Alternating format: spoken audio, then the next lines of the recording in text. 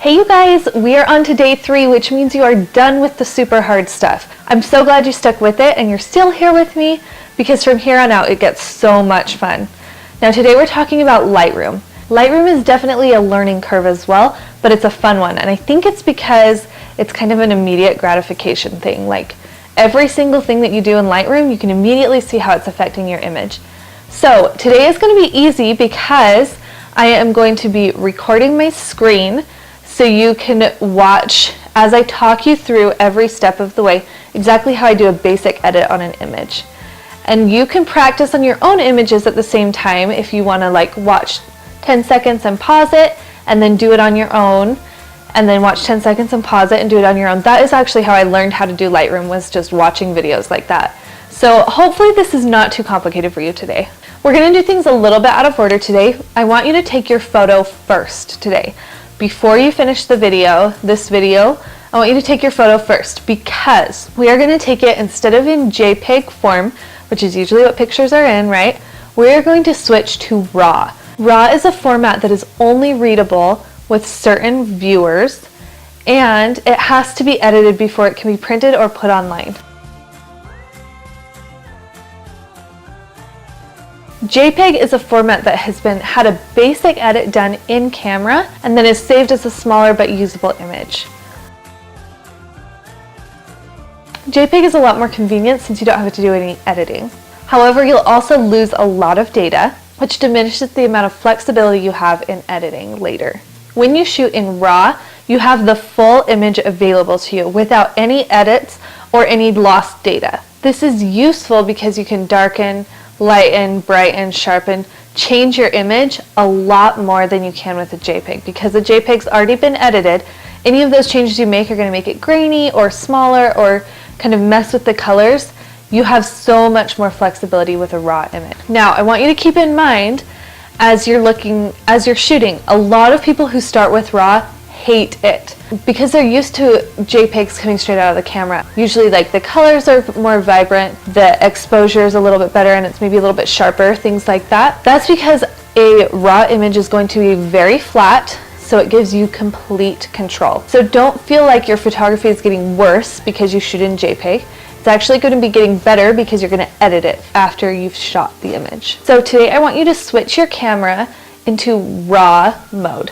Now, a lot of cameras have a RAW plus JPEG mode, so it will save both versions. If you're nervous about it, feel free to shoot in that. So you have the RAW, but then if you decide you just want the JPEG, that's fine. But I want you to have some RAW images to play with today to help you learn Lightroom. Okay, let's head over to Lightroom and start editing. So let's open Lightroom. Just gonna click here and open it up. Give it a second to load. Perfect. Okay, so we're going to start right here in the library module up here in the top right side. Once we're in here, you're going to come over and we're going to import our photos into Lightroom. So go ahead and click import,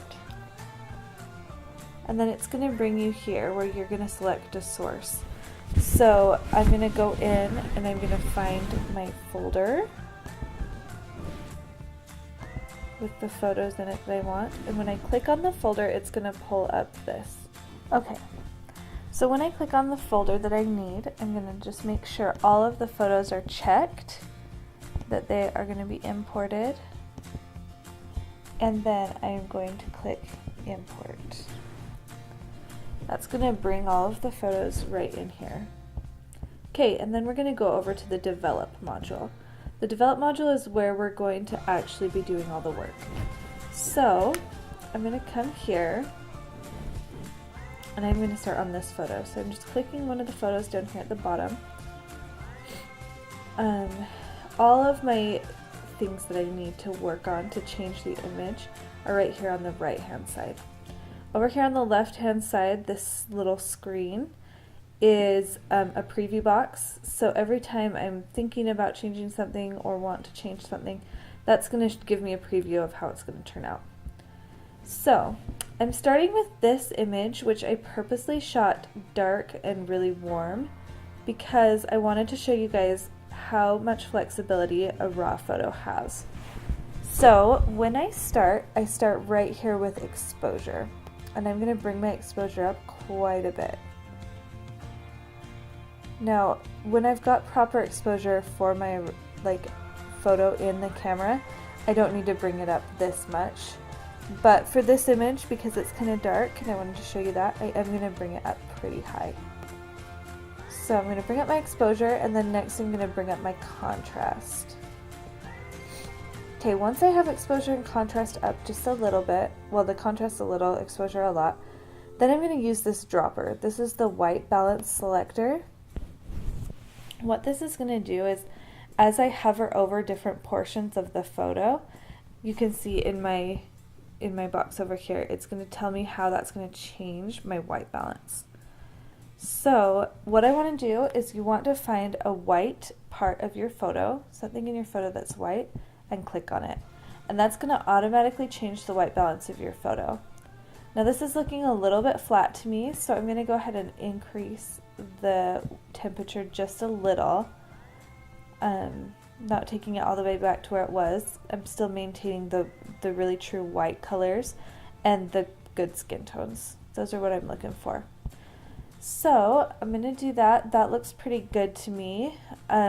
This slider here is the temperature slider, and it can warm or cool off the picture. And then the tint slider can add like a magenta tint or a green tint depending on what you feel like you need.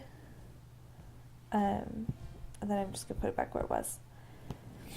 Okay, so we have done exposure and contrast. Now we're going to come down here. The highlights is going to either increase your highlights or decrease your highlights.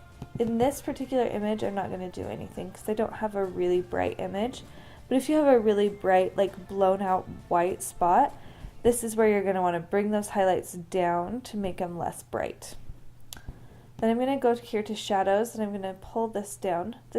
When I pull it down, it takes all the shadows in the photo and it darkens them, makes them more intense. And when I pull it up, it gets rid of the shadow. I prefer a little bit more contrast in my images, so I like to usually pull it down, but it's definitely a matter of preference. If you don't like the contrast, you can pull it up and get rid of that. So I'm going to bring it down just a little. Then my whites, so I'm going to slide my whites up. Sliding them up is going to increase them. I'm going to increase my whites there, and then I'm going to bring in some of my darks. So sliding down is going to decrease or add more darkness. Okay, next I'm going to come here to clarity. Now clarity, if I use a lot of it, so scary. And if I like turn it way down, same thing, not a good situation. But I do like to add just a little bit of clarity so that it makes it really stand out bright and bold, and just really makes the image pop. Next I'm going to do vibrance. Vibrance and saturation are almost the same, but vibrance is a little bit smarter. It's not going to mess with my skin tones as much if I'm sliding that around as my saturation would. So I prefer to use vibrance over saturation to just bring in some extra color to my image. Okay, then we're going to go ahead and go down. We're going to skip the tone curve. This next thing, these sliders here are really cool. Each slider will affect only that color. So the yellow, we can like take away yellow from the picture. You can double click on the word to bring it back to where it was. Or we can add way more yellow to the picture, or the same with any of the others. Add a bunch of red, take away the red, stuff like that. I'm not going to do any of that right now. Well, maybe I'll take the yellows down just a hair. But for the most part, this looks really good. But this is really helpful, like if you have a weird color cast on your kid's face or something, you can help reduce that with these. Okay, we're also going to skip split toning. Split toning is a super cool tool, but we're not going to discuss it right now because it's a little complicated. Down here on detail, we've got this little preview screen. We also have sharpening and then noise reduction. So I always sharpen my images between like 40 and 50. But because this one was shot on high ISO and I had to increase my exposure so much, I've got quite a bit of grain going on. Like if you look closely at the dark parts of your image, you can see that there's a lot of grain. So I'm going to actually pull this slider up a bit more than normal to help reduce that grain. And usually I'll do that right around the amount that I've sharpened it, and just give that check that out and see how it looks. But you can definitely pull it up even more if you want to. I just feel like when I get it up too high, it starts to look plasticky and fake, which I don't love. I don't mind if there's a teeny bit of grain as long as it's not distracting. So I think I'm going to leave it about there. And then I'm going to come up here and I'm going to use some of these top tools at the top of this. So the first one, this is the crop tool. So this is just how you're going to crop your image. And I'm going to pull this in a little bit. Okay, and then I'm going to click done right here at the bottom right corner of the photo. That looks good. Okay, you're going to skip these three middle guys. We're not going to use them right now. They're cool, but we don't need them right this minute. And then the radial filter and the adjustments brush actually do the same thing, but in slightly different ways. So I'll show you. We're going to start with the adjustments brush. Let me X all of this out. Okay, so with the adjustments brush, I'm going to increase my exposure, bring down my shadows. I want it to be kind of dramatic so you can see, so let's make it a little crazy. Okay, and then you can color directly on the image, and it's only going to affect that part of your image. So I'm going to undo that. I'm going to bring down, bring my exposure to about 40, bring my contrast up just a little, highlights down just a little. I'm going to add a little shadow, a little bit of blacks, and bring in some whites. And I'm also going to maybe sharpen it a little bit. I can also slide down here, and I can change the size of my brush or the feathering. Like feathering is like how much around your solid circle is going to be, like how big that blurred part is. So I think that looks good, and I'm just going to draw right here on her little face because I want her to be emphasized. And I also, so I want to make sure you guys know there's kind of some haloing around her, which is not a good thing. You don't ever want haloing. You don't want people to see where you've been editing. But what you can do is you can come down to the brush. We were using the A brush, but you can come down to the erase. And that's just going to put your image back to where it was, like wherever you erase, just puts it back to where it was before you put the adjustment on there. So I like to come in and just zoom in kind of close and then come all the way around and just really get rid of any of this extra haloing so that it looks a little more natural. Okay, now we can go back to the A brush. If you hover over that dot, it shows you exactly where your edits are happening. So I feel like we could almost brighten her even a little more. I'm just going to pull up my whites just a little. And then that I think looks really good. Okay, so here's the cool thing. The radial filter saves all the settings you just used on the adjustment brush, but instead of painting it on like I just did, you just pull it down and make a circle. So it's pretty cool. It can do all kinds of cool things. You can put it straight on your subject or whatever you want to do. If that's a little less intimidating than like drawing it on, you can totally use the radial filter. They do the same thing. Alright, and then we're going to push done down here. Perfect, and I'm feeling like I'm pretty much done with this image. Let's go ahead and look at the before and after. So the bottom left corner of the image where it says YY, we're going to click there and it's going to show us our before and after. So here's the before, really dark and yellowy, and here's the after, really bright whites and a well exposed image. And if you keep clicking on those Y's, it'll change your perspective however you like to view it.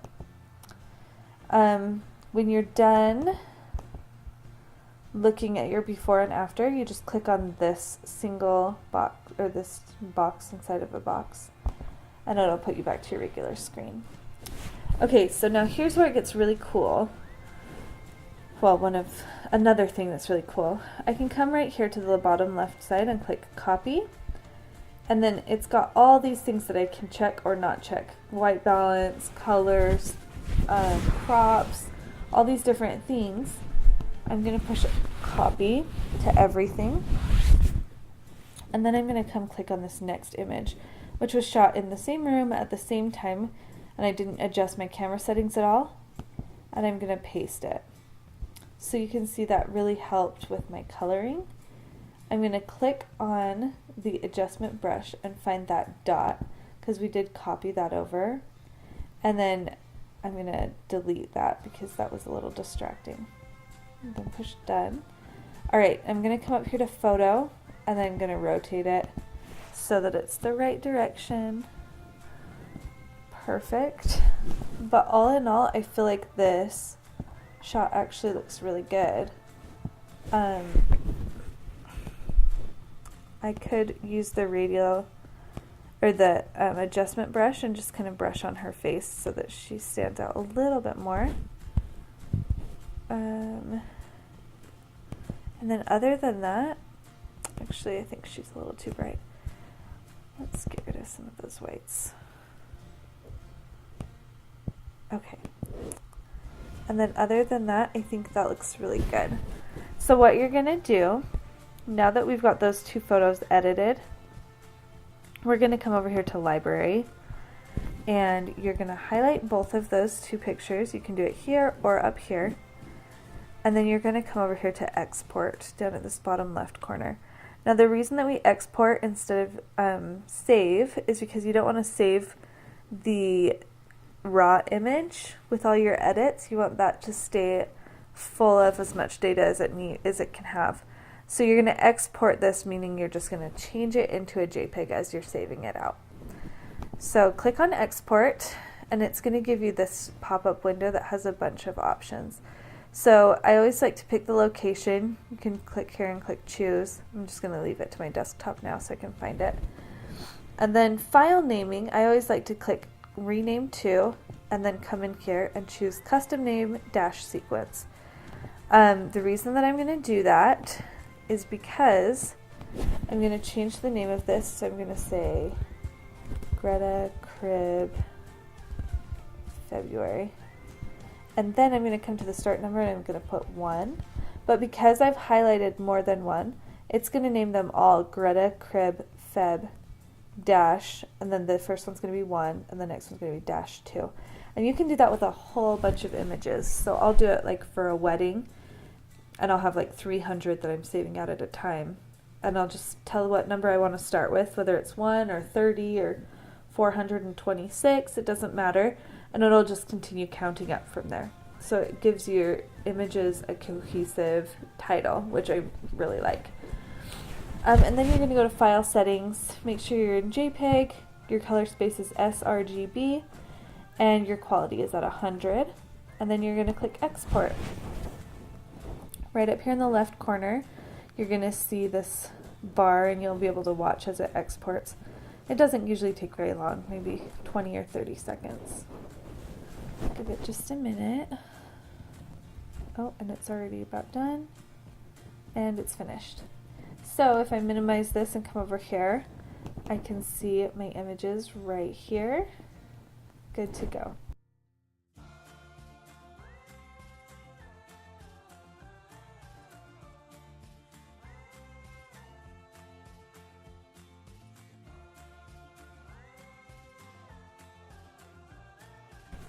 So that is how I would do a basic edit in Lightroom. I hope that was helpful. Please let me know if you have any questions at all.